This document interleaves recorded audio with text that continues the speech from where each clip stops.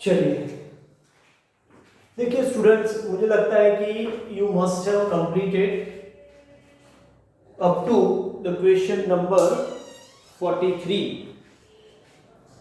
अच्छा, finding index number for Laspeyres, Paasche and Fisher's formula is very simple task you must have completed, but in such questions problems become difficult only when there is a unit column. देखो इस type का question जो है उसमें unit column जब देते हैं तो हमेशा स्टूडेंट्स कंफ्यूजन में आ जाते हैं, क्योंकि यूनिट कॉलम है तो उसके हिसाब से कुछ फिगर्स में, क्वेश्चन की फिगर्स में कुछ कन्वर्जन करना पड़ता है। लेकिन वो कैसे करते हैं उसके लिए आपको ये मैं एक्सप्लेन कर रहा हूं, वो नोट बराबर ध्यान से समझने की जरूरत है।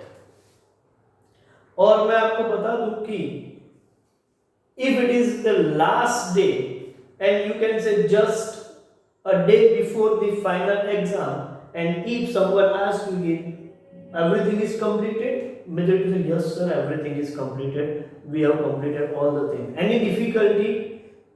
Yes, just one difficulty, वो कन्वर्जन वाला बता दो ना। तो यही प्रॉब्लम होने वाला है, तो एक बार ध्यान से समझ लो, पूरा ध्यान से समझ लो, बार बार समझने की जरूरत नहीं पड़ेगी। कन्वर्जन वाला क्वेश्चन ही लास्ट मोमेंट तक वो डिफिकल्ट लगता है बहुत सिंपल, सिर्फ अप्रोच डेवलप करने की जरूरत है। ध्यान से देखते हैं, ठीक है। अच्छा, और जब मैं एक्सप्लेन करूं और बोलूं कि ये स्टडी मटेरियल में से रेफर करो, तो एट द सेम टाइम आप स्टडी मटेरियल अपने हाथ में रखिएगा जब भी मैं बोलूं, ठीक है। तो ये एक टेक्निक है, technique for solving questions having unit column. देखो ऐसे क्वेश्चन आपको चेक करना है कि कैसे होते हैं, तो आप स्टडी मटेरियल देख सकते हैं, जैसे कि question number 44, question number 45, you look at unit column is separately given in 46, 47. ये ऐसे क्वेश्चन है जहां पर यूनिट का एक कॉलम दिया हुआ है, उसको सॉल्व करने की क्या टेक्निक है वो देखते हैं। सबसे पहले फर्स्ट पॉइंट, जब भी आपको क्वेश्चन में यूनिट कॉलम लिखा हुआ मिले तो आपको यह समझना है कि ये जो यूनिट कॉलम में यूनिट मेंशन किया है वो प्राइस के लिए है, मतलब प्राइस पर गिवन यूनिट है। So when there is unit column given in question, consider price is per given unit. मुझे ज्यादा नहीं, अभी सिर्फ फर्स्ट पॉइंट ही एक्सप्लेन करना है। पहले फर्स्ट पॉइंट को बराबर ध्यान से समझ लो और आप चेक करो क्वेश्चन नंबर 45। क्वेश्चन नंबर 45 को ध्यान से देखते हैं, क्या है क्वेश्चन नंबर 45। देखो उसमें आइटम लिखा हुआ है राइस और उसके बाद है यूनिट कॉलम में किलोग्राम। तो इसका मतलब प्राइस इज 2016 का प्राइस 40 है, तो price 40 is per given unit. Given unit क्या है, यूनिट कॉलम में किलोग्राम, तो 40 rupees per kilogram. Base year के हिसाब से 40 rupees per kilogram, current year का प्राइस 39 है तो 39 rupees per kilogram. Milk column लिखा हुआ है लीटर, तो 44 rupees per litre. I expect you read in study material simultaneously along with me, तभी ये समझ में आएगा। Then base year को छोड़ो, करंट ईयर में 40 रुपीज है, then 40 रुपीज पर लीटर है, ठीक है। बनाना डजन है तो हम बोलेंगे कि 36 रुपीज पर डजन, ओके। अच्छा 45 छोड़ो, दूसरा भी क्वेश्चन देखो 46 नेक्स्ट पेज पे। 46 में क्या लिखा है, आइटम ए यूनिट में लिखा है 20 किलोग्राम और प्राइस है 15 का 300 और 16 का 440। इसका इंटरप्रिटेशन क्या होगा, फर्स्ट पॉइंट के हिसाब से 20 किलोग्राम यूनिट कॉलम में लिखा है, इसका मतलब 300 rupees per 20 kilogram, 440 rupees per 20 kilogram. अच्छा आइटम बी के लिए 500 रुपीज जो प्राइस है वो पर क्विंटल, क्योंकि यूनिट कॉलम में क्विंटल लिखा है तो 500 रुपीज पर क्विंटल है, 700 रुपीज पर क्विंटल है। आइटम सी के लिए यूनिट कॉलम में किलोग्राम लिखा है, तो हम ये समझेंगे कि 60 रुपीज पर किलोग्राम, और you can say 75 rupees per kilogram. Item D का कॉलम यूनिट कॉलम में मीटर है, तो हम ये समझेंगे 14.25 per metre and 15 rupees per metre. Excuse me. चलिए 47 क्वेश्चन भी डिफर करते हैं। आइटम ए यूनिट कॉलम में लिखा है 20 केजी, तो हम समझेंगे कि प्राइस इज पर 20 केजी, मतलब 80 rupees per 20 KG, 120 rupees per 20 KG. Same way item B के लिए यूनिट कॉलम में केजी यूनिट लिखा हुआ है, तो हम समझेंगे 20 rupees per KG, 24 rupees per KG. मुझे लगता है कि फर्स्ट पॉइंट समझ में आ गया है। When there is a unit column in question, consider price is per given unit.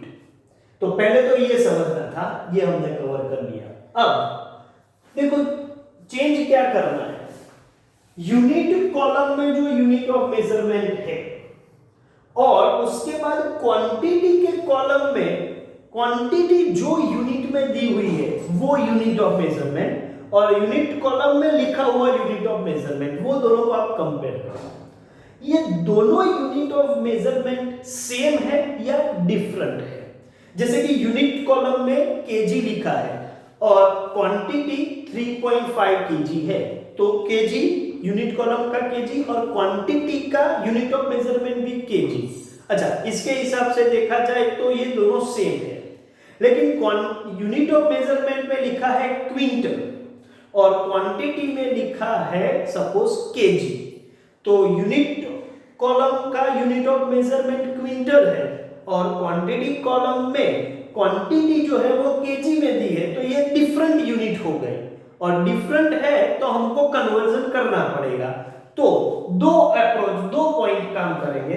पहले तो if unit of measurement given in quantity column and in unit column are same और डिफरेंट, वो check कर लो। सेम है तो conversion is not required, मतलब जो रेगुलर क्वेश्चन अब तक आप करते हैं तो उसी हिसाब से सॉल्व करना है, कोई चेंज नहीं करना है, कन्वर्जन इज नॉट रिक्वायर्ड।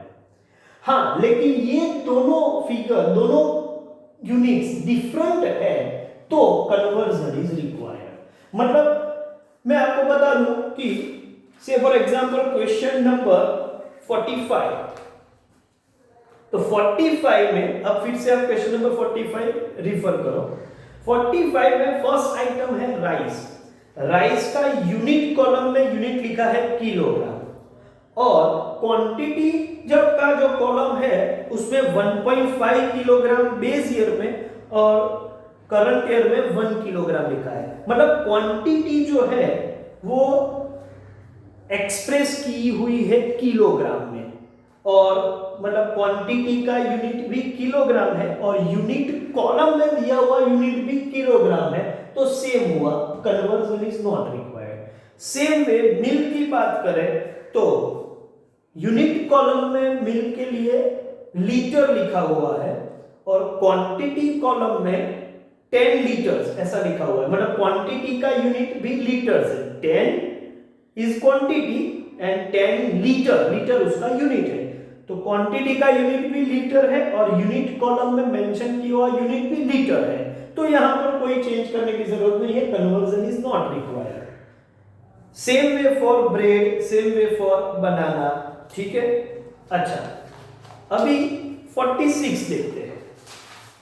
46 में आइटम ए यूनिट है 20 किलोग्राम यूनिट कॉलम में, और क्वांटिटी कॉलम का यूनिट है 15 में किलोग्राम, 5 किलोग्राम, लेकिन यूनिट किलोग्राम है। 5 इज अ क्वांटिटी और वी कैन से वॉल्यूम, लेकिन किलोग्राम जो है उसका यूनिट है 8 किलोग्राम, मतलब क्वांटिटी का यूनिट किलोग्राम और यूनिट कॉलम का unit 20 kilogram. Kilogram and 20 kilogram, these two are different unit, और different है तो कन्वर्जन इज रिक्वायर्ड।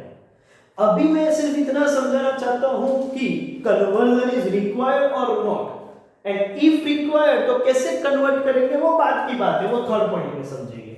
पहले सिर्फ यहां तक हम देखेंगे कि पहले कन्वर्जन जरूरी है या नहीं है, वो चेक करते हैं।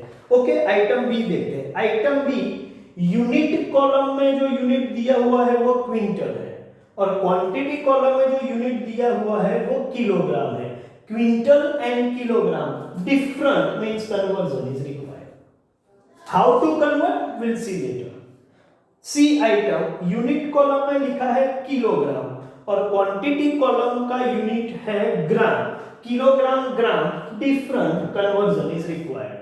अच्छा, आप लोग क्वेश्चन को रिफर कर रहे हो 46 को, मैं समझ के चलता हूं।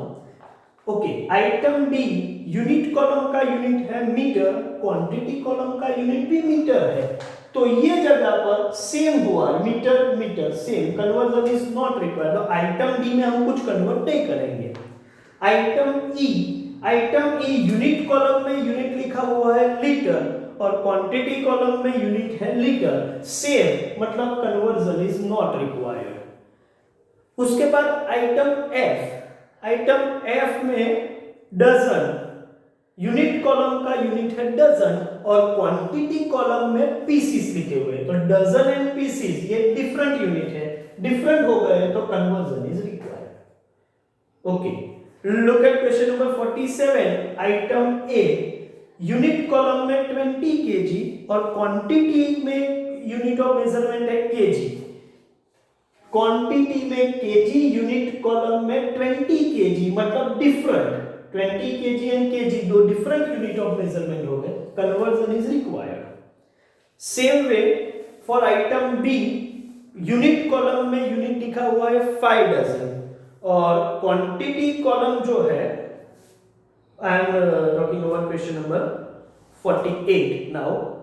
48 में आप देखो तो आइटम बी के लिए यूनिट लिखा हुआ है 5 डजन और बेस ईयर में क्वांटिटी है 3 डजन। इसका मतलब बेस ईयर की क्वांटिटी और यूनिट कॉलम की क्वांटिटी का दोनों यूनिट सेम है, तो कन्वर्जन की जरूरत नहीं है।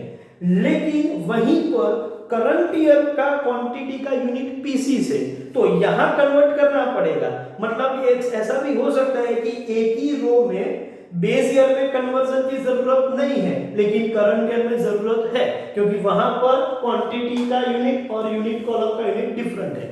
तो इस तरीके से ये सब डिस्कशन के बाद आप समझ सकते हो कि कन्वर्जन कब करना है और कब नहीं करना है। और कन्वर्जन नहीं करना है तो कोई कंफ्यूजन नहीं है, आपने जो रेगुलर अभी तक क्वेश्चन सॉल्व किए उसी हिसाब से जाना है। हाँ, कन्वर्जन करना है तो कैसे करेंगे, उसके लिए नंबर 3 देखेंगे। लेकिन फिर से इसको एक बार समझ लेते हैं। कभी भी क्वेश्चन में ये 2 पॉइंट मैंने ध्यान से समझ लो। Whenever unit column is mentioned in question, consider price as per given unit। Price वो यूनिट कॉलम प्राइस के लिए है कि प्राइस पर गिवन यूनिट है। सेकेंड पॉइंट, आपके यूनिट कॉलम में जो यूनिट है ऑफ मेजरमेंट है वो, और क्वांटिटी में क्वांटिटी जो यूनिट में एक्सप्रेस किया हुआ है वो यूनिट ऑफ मेजरमेंट, मतलब यूनिट कॉलम का unit of measurement and quantity express in which unit of measurement वो देखो। ये दोनों यूनिट ऑफ मेजरमेंट सेम है तो कन्वर्जन की जरूरत नहीं है, डिफरेंट है तो कन्वर्जन की जरूरत है। चलिए अब आगे बढ़ते हैं कि डिफरेंट है तो कन्वर्ट कैसे करेंगे। तो इफ कन्वर्जन इज रिक्वायर्ड, मतलब ये केस हुआ 2 का second part. There are 2 possible approaches. देखो, जब कन्वर्जन पॉसिबल है, कन्वर्जन करना है तो 2 तरीके हैं। आपको जो सूट लगे उस हिसाब से, जो सूटेबल हो क्वेश्चन के हिसाब से, उस अप्रोच को आपको अप्लाई करना है। या तो आप प्राइस को क्वांटिटी के यूनिट में कन्वर्ट करो या फिर क्वांटिटी को प्राइस के यूनिट में कन्वर्ट करो। 2 अप्रोच है। Convert price in price per unit of quantity, या फिर convert quantity unit of measurement in price unit. Depending upon situation और क्वेश्चन किस तरीके का है, कौन सा अप्रोच इजी रहेगा। हो सकता है कि आपको item A B C D E में से ए बी में को प्राइस को कन्वर्ट करना पड़े, सी में क्वांटिटी को कन्वर्ट करना पड़े, फिर डी में नो चेंज हो, मतलब ऐसे मिक्स अप्रोचेस हो सकते हैं। सर ये कैसे कन्वर्ट करेगा, आपने बोल दिया, वो क्वेश्चन के साथ ही समझ में आएगा। लेकिन दो अप्रोच है, या तो आप प्राइस को कन्वर्ट करो, प्राइस फिगर को चेंज करो, या फिर क्वांटिटी फिगर को चेंज करो। मतलब फिगर चेंज करनी है प्राइस की या क्वांटिटी की, वो डिपेंड करता है कि आपका क्वेश्चन क्या सजेस्ट करता है, आपको क्या सुटेबल लगेगा उस वक्त, और वो क्वेश्चन के साथ ही हम समझेंगे। ठीक है, तो कन्वर्ट करने के लिए आपके पास कुछ कन्वर्जन रेट्स मालूम होने चाहिए।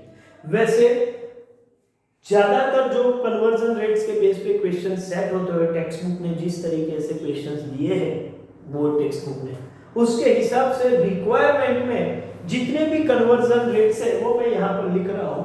इसके अलावा कोई स्पेशल कन्वर्जन का क्वेश्चन आ भी जाए तो ज्यादातर वो स्टैंडर्ड यूनिट नहीं हो तो आपको नोट में क्वेश्चन के साथ देते हैं।